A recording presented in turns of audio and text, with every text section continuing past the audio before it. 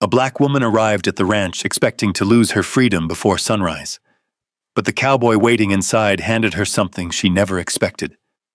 The stagecoach ticket slipped from her fingers as a fist pounded against the bedroom door.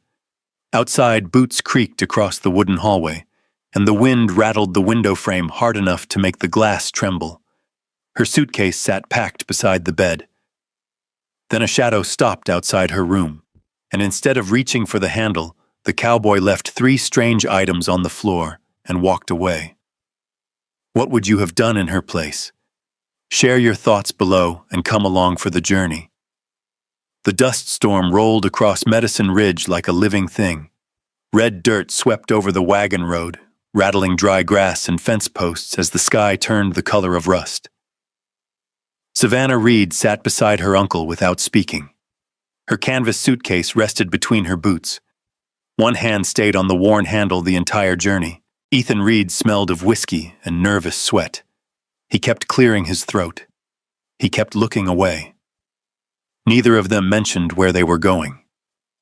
The wagon crested a low ridge, and Cedar Run Ranch appeared below. A long stretch of pasture lay beneath the distant Bighorn Mountains. Weathered fences cut across the land. A barn stood near a cluster of cottonwood trees. Beyond it, Savannah could see horses gathered around a narrow stream that looked smaller than it should have been. Cold Creek, the only water for miles. Ethan pulled the wagon to a stop near the ranch house. The wind whistled through the corral rails. For several seconds, nobody moved. Then Ethan climbed down. "Come on," he muttered. Savannah looked at him. The man who had promised to look after her parents died could barely meet her eyes now. She stepped down from the wagon. Her boots hit Wyoming dirt. The ranch house door opened. A tall man emerged. Broad shoulders, dark hat, work shirt rolled at the sleeves. Cole Walker. He walked toward them without hurry, without a smile, without judgment. Just steady. Ethan started talking before Cole even reached them. "I brought her like we agreed." The words landed harder than the wind. Savannah lowered her eyes.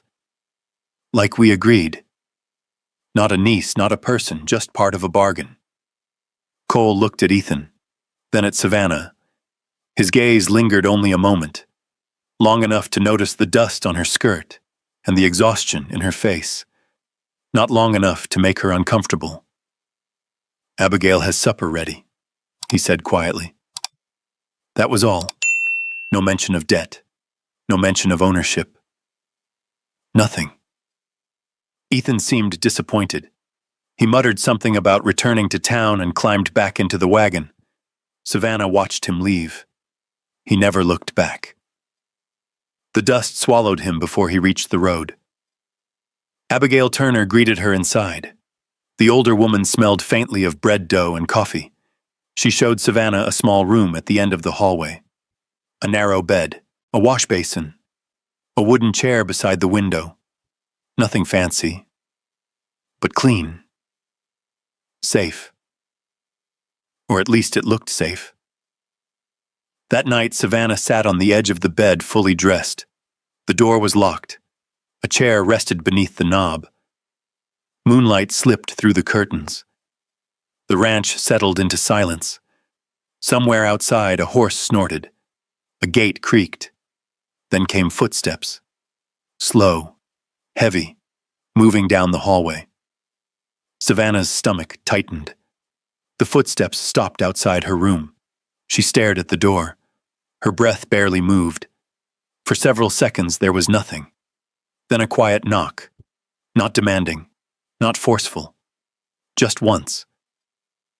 Cole's voice came through the wood, low and calm. "I left a few things for you." The footsteps retreated. Savannah waited a full minute before moving.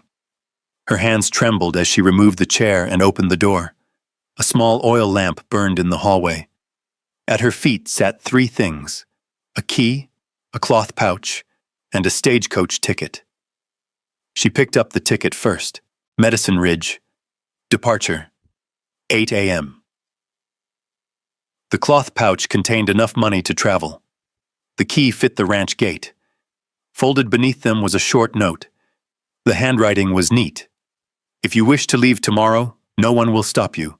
If you wish to stay, you'll be paid for your work the same as anyone else. The choice is yours. Cole Walker Savannah read the note 3 times, then a 4th. The room felt strangely quiet, not because of the silence, because nobody had ever said those words to her before. The choice is yours. She sat on the bed until dawn. The ticket remained in her hand. Morning sunlight spilled across the floorboards. Outside, ranch hands were already working. Coffee boiled in the kitchen. Boots crossed the porch. Abigail hummed softly while tending the stove. Everyone expected the woman from Missouri to leave. Savannah walked into the kitchen. No one spoke.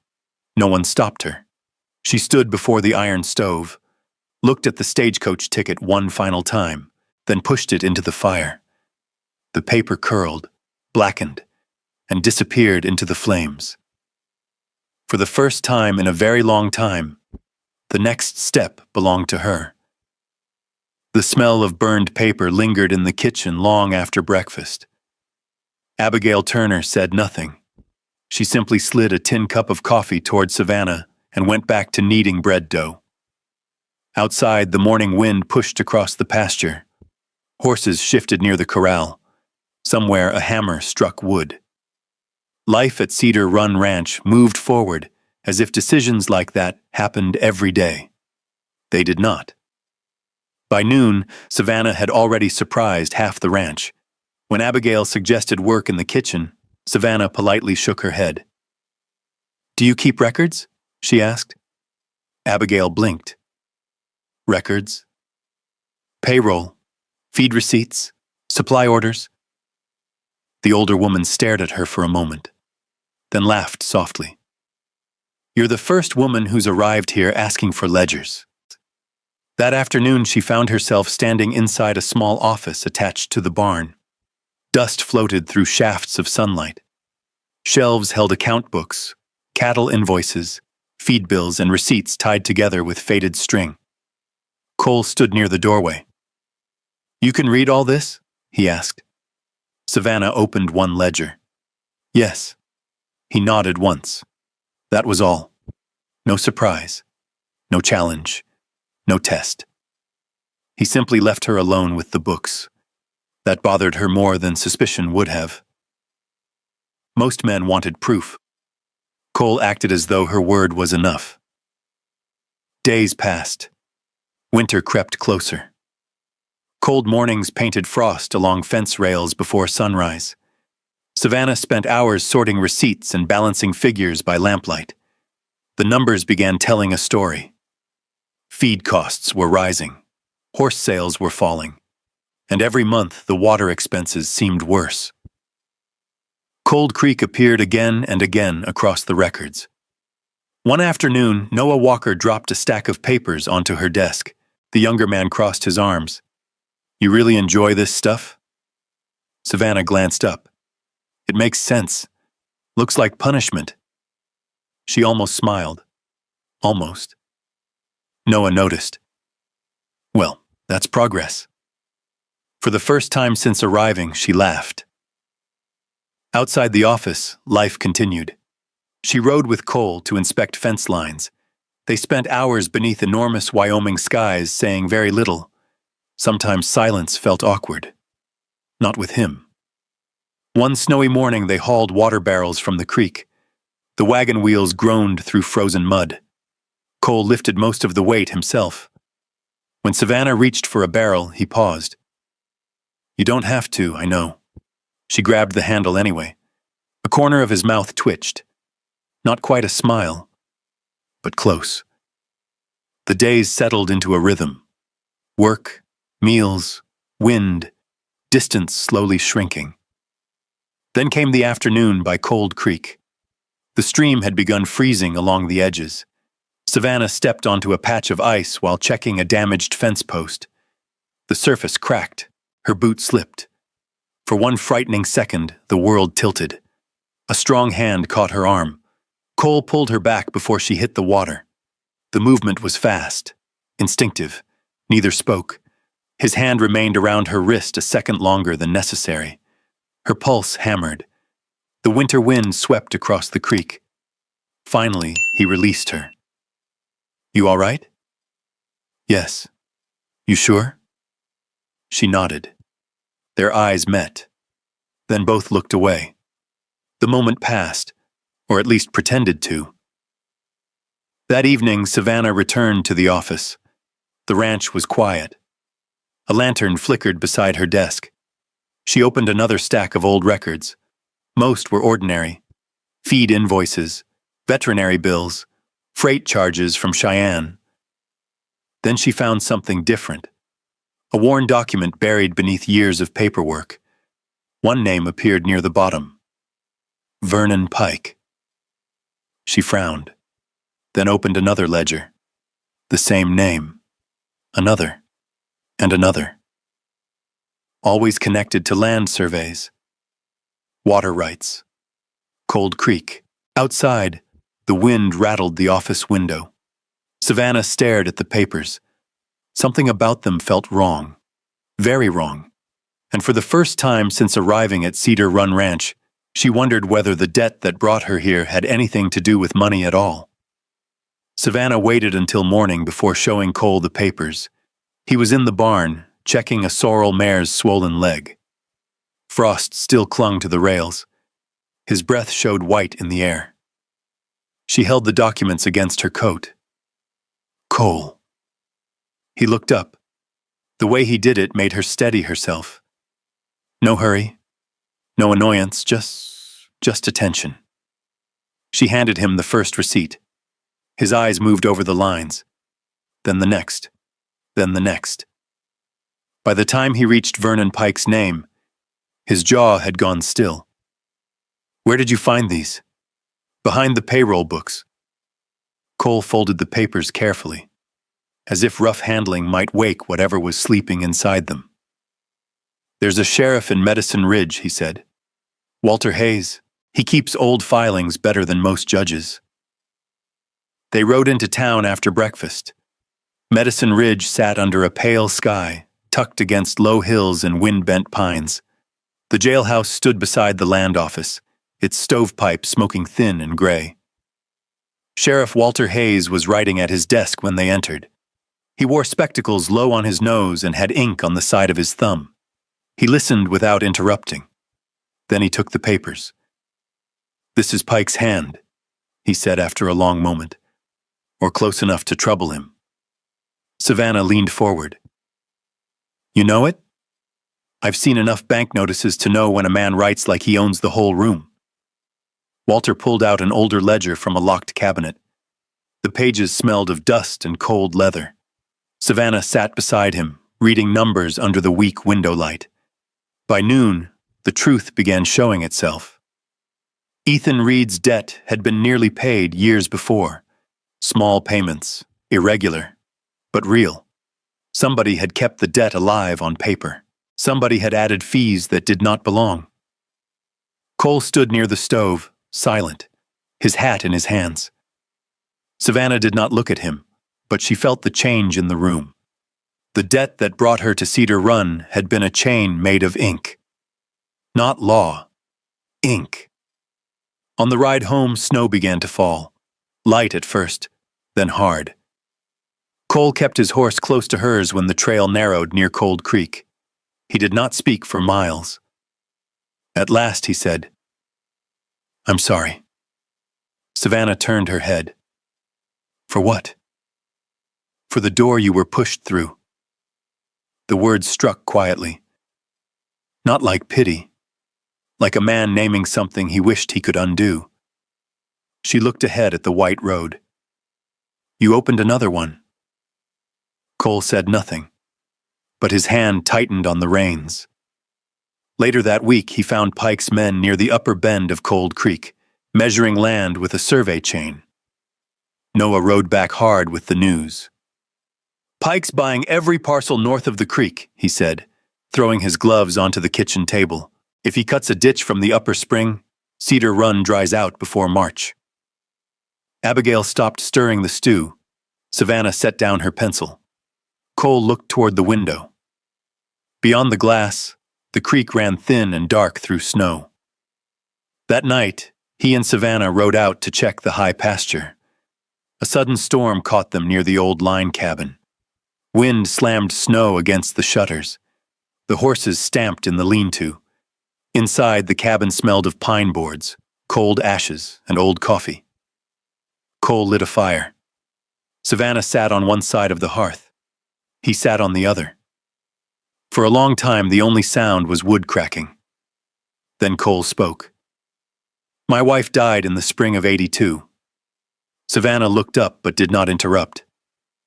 Fever took her in 4 days. After that, folks kept telling me time would pass." He stared into the flame.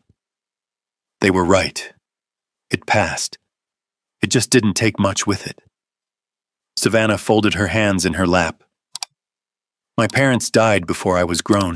After that, every roof I slept under belonged to somebody who could remind me of it." Cole lifted his eyes. The firelight moved across his face. No words came for a while. None were needed. Outside, the wind beat against the cabin like a warning. Inside, something quiet had crossed the room between them and settled there. By dawn, the storm had eased. They rode back without speaking much. But they rode closer than before. 3 days later, Sheriff Hayes arrived at Cedar Run with mud on his boots and a hard look in his eyes. "I found it," he said. "Savannah was in the office." Cole stood behind her chair. Walter placed a folded paper on the desk. The original note. "Ethan Reed's debt, paid near full." Pike altered the rest. Savannah touched the edge of the paper. Her hand went cold. Then the bell in town began ringing. Once, twice, again and again. Noon bells never rang like that. Cole stepped outside. A smear of black smoke climbed over Medicine Ridge. Walter swore under his breath. The records building. Savannah stood beside them in the yard, watching the smoke rise into the winter sky. The proof had finally come, and someone had already set fire to the place that held it. For 2 days, Medicine Ridge talked about little else. Men gathered outside the general store. Women paused on boardwalks with baskets in hand. Everyone had seen the smoke. No one claimed to know who started the fire. But everyone seemed to have the same name in mind. Vernon Pike. The banker denied everything. Of course he did. He stood on the porch of his bank with polished boots and a clean collar, acting insulted whenever anyone mentioned the records. Sheriff Walter Hayes wasn't convinced. Neither was Cole. Neither was Savannah. Winter tightened its grip on the valley. Cold Creek ran darker each week. The ranch needed water. The horses needed water. Everything seemed to circle back to that narrow ribbon of life cutting through the Wyoming earth. One evening, Savannah found Cole standing alone near the creek. The sun was sinking behind the mountains. Orange light stretched across the snow. Neither spoke for a while. The water moved quietly between patches of ice. "You should be inside," Cole finally said. "So should you." A faint smile touched his face. It disappeared almost immediately. Savannah stepped closer. "Do you think Pike started the fire?" Cole picked up a stone and tossed it into the creek. The splash vanished quickly. "I think a desperate man does desperate things." The answer lingered between them. Not quite about Vernon Pike. Not entirely. When they walked back toward the ranch house, the distance between them felt smaller than ever. Abigail noticed. She noticed everything. At supper, she hid a smile behind her coffee cup, while Savannah and Cole reached for the same biscuit basket. Both withdrew at once. Both looked away. Abigail said nothing. The smile stayed. 3 nights later, the storm arrived. Not snow. Rain. Cold, relentless rain. The kind that fell high in the mountains where nobody could see it. the kind ranchers feared. Near midnight, frantic knocking shook the front door. Noah burst inside, soaked to the bone. "Upper dam!" Everyone was on their feet instantly. "What happened?" Cole asked. Noah struggled for breath. "Somebody broke it." The room went still. Outside, thunder rolled through the darkness. Then came another sound, a distant roar, low at first. Growing. Cole moved before anyone else. He grabbed his coat. His rifle stayed on the wall. This wasn't a gun problem. This was water. The roar grew louder. Savannah stepped onto the porch behind the others. Her stomach dropped. A black wall of floodwater was racing down from the canyon. Lantern light flashed across terrified horses. Men shouted. Gates slammed. Wood cracked. The night exploded into motion. "Get the South Corral open!" Cole yelled. Ranch hands ran through mud and rain. Noah limped toward the lower fence line. Savannah joined Abigail and several workers hauling ropes from the barn. The flood struck moments later. Water slammed against the corrals. Horses screamed. Fence posts snapped. The entire ranch seemed to shake. Rain stung Savannah's face. Mud covered her skirt. She barely noticed. All she could see was Cole. He was waist-deep in icy water trying to free trapped horses. Again and again he disappeared behind waves and debris. Again and again he emerged. The current grew stronger. Noah shouted something Savannah couldn't hear. Then it happened. A section of fencing collapsed. Water surged through. Cole lunged toward a frightened mare caught in the wreckage. For one terrible second, he looked back toward the ranch, toward the lights, toward her. Then the current hit, and he vanished. Savannah froze. Everything else seemed to disappear. The shouting, the rain, the thunder. Gone. Only the empty water remained. No, she was already moving. Hands grabbed her before she could enter the flood. Noah held her shoulders. His face was pale. "We need the rope." The next hours blurred together. Lanterns, mud, rain, searching, praying, waiting. The longest night of Savannah's life. Near dawn, someone shouted from downstream. Men ran. Walter Hayes had arrived from town with volunteers.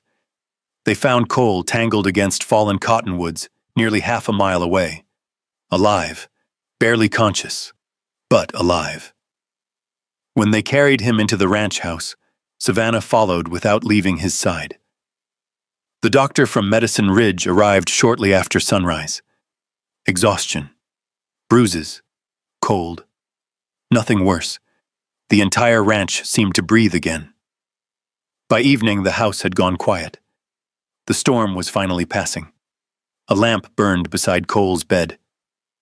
Savannah sat in a wooden chair near the window. Hours slipped by. She never moved. Her hand rested over his. The first time she had ever held it without fear or hesitation. Outside, water dripped from the eaves. Inside, the room smelled of coffee, wet wool, and medicine. Just before midnight, Cole stirred. His eyes opened slowly, confused at first, then focused. He saw her. Savannah tried to speak. Nothing came out. The relief hurt too much. Finally, tears slipped down her cheeks. "I couldn't lose you." The words escaped before she could stop them. Cole looked at her, not surprised, not confused, just quiet, as though he had heard something he'd been waiting for. Neither of them noticed the storm ending outside. But by morning, everything would change. And before the next sunset, Savannah Reed would be packing her suitcase. The storm had passed. Cold Creek no longer whispered through the valley. Now it rushed. Brown water moved between its banks, carrying broken branches and pieces of fence downstream. The flood had taken plenty from Cedar Run Ranch, but it had failed to take the one thing Savannah could not bear to lose. Cole was alive. That should have been enough. Yet as sunlight filled the ranch house, a strange heaviness settled over her. Sheriff Walter Hayes arrived before noon. His horse was lathered from the ride. Mud covered the hem of his coat. Abigail poured coffee while Noah closed the front door against the wind. Walter removed a folded document from his saddlebag. We got him. No one asked who. Nobody needed to. Vernon Pike. Walter laid several papers on the table. Land filings, bank records, witness statements, the original debt note. Enough evidence to survive any courtroom in the territory. The judge signed the warrant this morning. Cole studied the papers quietly. Savannah stared at the document carrying Ethan Reed's name. For months, that debt had shaped every step of her life. Now it was nothing. Just ink. Just paper. Just a lie. Walter tapped the page. You owe nobody anything, Miss Reed. The room fell silent. Nobody. The word echoed louder than thunder. For the first time since she could remember, no person held a claim over her future. No uncle. No debt. No bargain. No obligation. Freedom should have felt easy. Instead, it frightened her, because now every road ahead belonged entirely to her. That evening, she sat alone in the office. A lantern glowed beside stacks of ranch ledgers. Outside, horses shifted in the pasture. The familiar sounds of Cedar Run surrounded her. The sounds she had slowly come to recognize as home. She opened a leather notebook, the one she had filled during long winter evenings. Page after page held notes, water management plans, breeding records, pasture rotations, ideas for improving the ranch over the next 5 years. At the very end, she hesitated. Then she wrote one final line. She closed the cover. The next morning, she packed her suitcase. Abigail found her first. The older woman stood in the doorway for a long moment. Neither spoke. Then Abigail crossed the room and hugged her, hard. You stubborn girl. Savannah laughed softly through tears. You knew? I've known for months. Abigail stepped back. So has everyone else. Everyone except the two people who mattered most. By noon, the stagecoach waited near the edge of Medicine Ridge. Passengers loaded trunks and parcels. The driver checked harnesses. Wind swept dust across the road. Savannah climbed aboard. She chose a seat beside the window. Her suitcase rested beside her feet. No one stopped her. Not Walter. Not Noah. Not Abigail. And not Cole. The horses started forward. Medicine Ridge slowly began to slide away. Savannah stared out the window. Then she saw him, a rider, fast, coming hard down the road. Cole Walker. The stagecoach driver pulled the team to a stop. Dust swirled around them. Cole swung down from his horse. For a second, neither moved. Then he walked to the window. His hat was gone. His hair was windblown. His boots were covered in mud. He looked exactly like a man who had ridden without thinking. Savannah opened the coach door and stepped down. The world seemed strangely quiet. Only wind, only distant horses, only them. Cole held out the notebook. Her notebook. I read it. She lowered her eyes, at the edge of embarrassment, at the edge of hope. You shouldn't have. I did. He opened to the final page, then looked directly at her. The ranch became home before I realized it. Her breath caught. Cole closed the book. I won't ask you to stay. The words hurt more than she expected. She nodded once, trying to hide it. Then he took a slow breath. But if you do, his voice softened. Let it be because you chose it.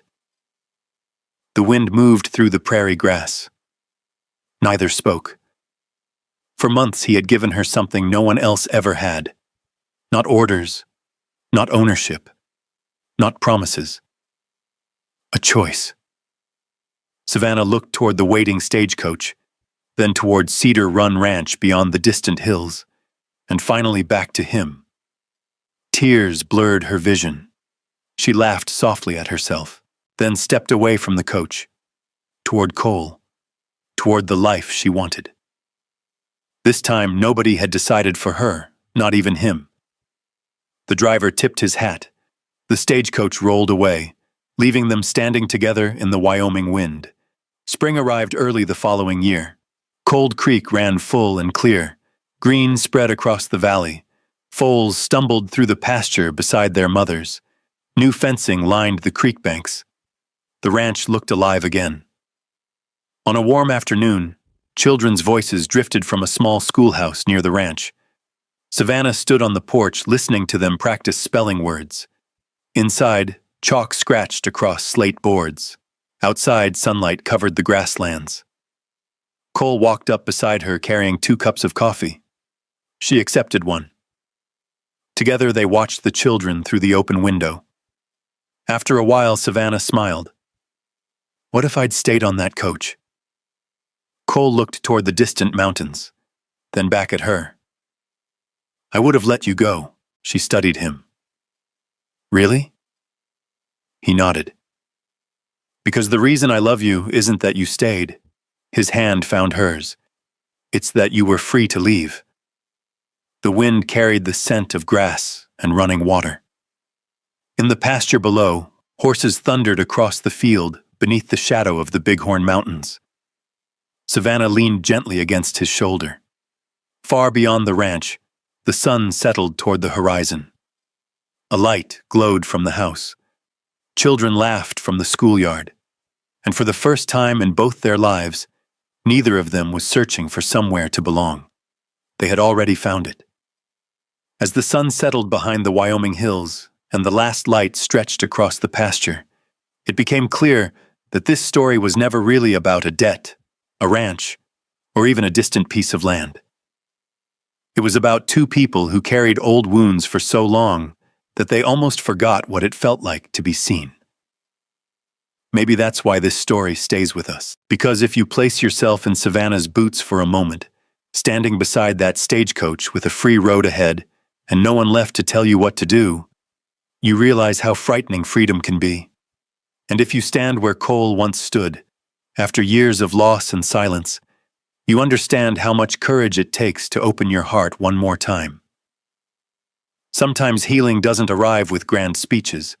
Sometimes it looks like a door left unlocked, a seat saved at the table, a hand offered without pressure, a choice freely given. And maybe that's the lesson hidden beneath the dust and wind of Medicine Ridge. Real love isn't about holding on. It's about creating a place where someone is free to stay. If this story meant something to you, I'd love to hear what moment stayed in your heart the longest. Leave a comment and share it with us. And if you enjoy stories about second chances, quiet strength, enduring love, and the kind of people who help each other find their way home, I hope you'll join us again. There are many more journeys waiting beyond the next trail, and I'd be honored to share them with you.